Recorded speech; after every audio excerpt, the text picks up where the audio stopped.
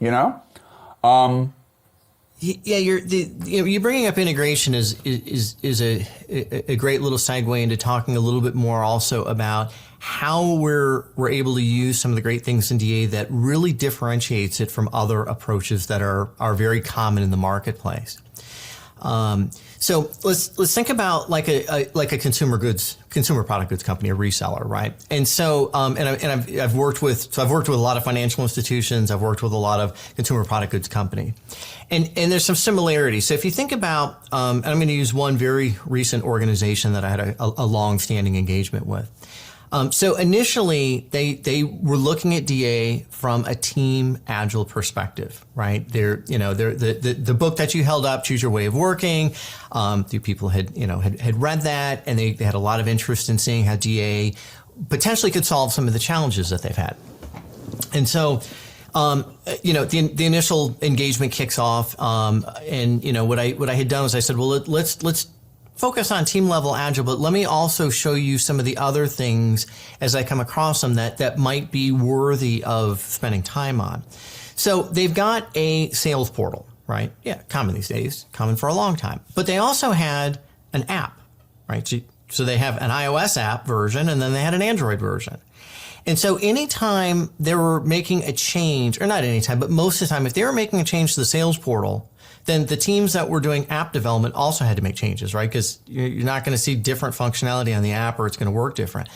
But they also had back-end platforms, right? So there were platform teams. And so any quantity of work in this sort of situation I'm describing were multiple separate projects. So there was a lot of dependency management, and there was a lot of interruption. So everything had to be built with the mindset of having a feature toggle.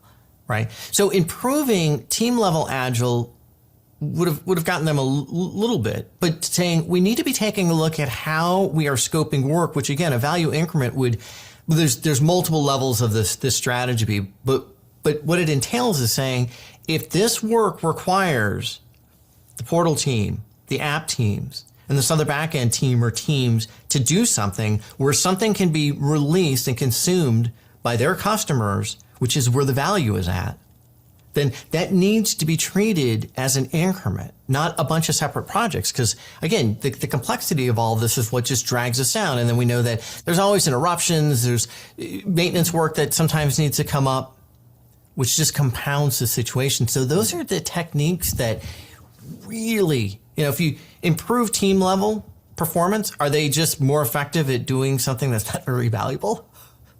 Yeah, sometimes, if not a lot of times.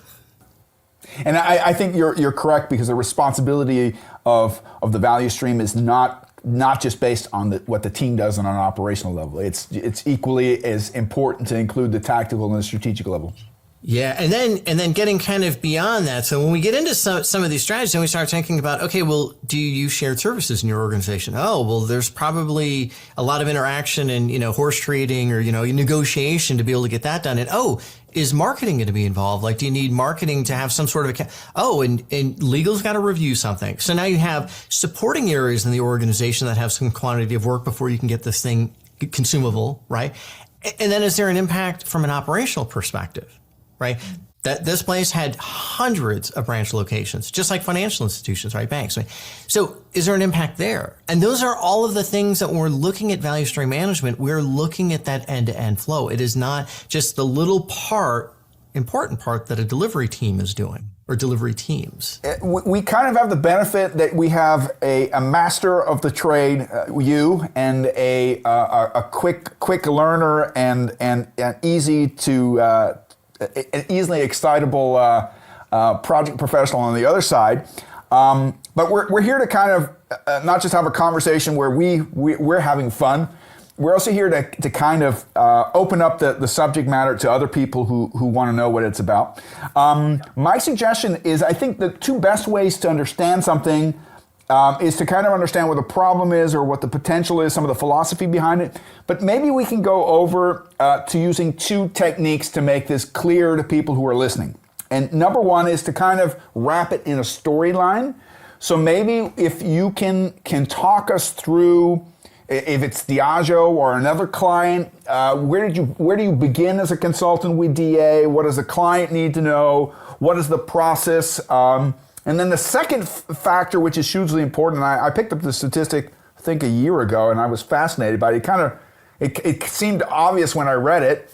And the statement was that from learning psychology, if you have vision, 90% of what you think you know comes through your eyes. And you've prepared a bunch of visuals.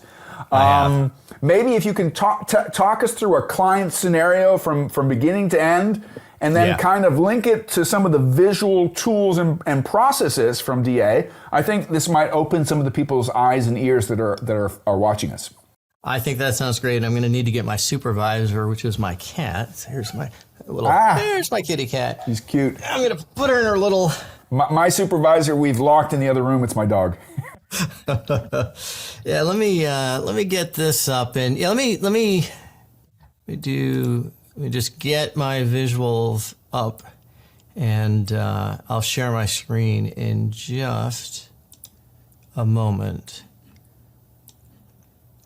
I have them all ready to go, but they're in Miro, and some of these take a fair amount of time to. That should be good. All right. So where I'm going to start off, and let me know if you can see my